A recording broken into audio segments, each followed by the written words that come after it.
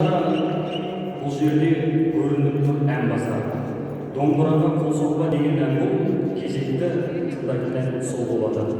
Жеке дауыста халықаралық байқаудың лауреаты Тілеулес Мейірхан, хормейстер Нұржан Қысықов.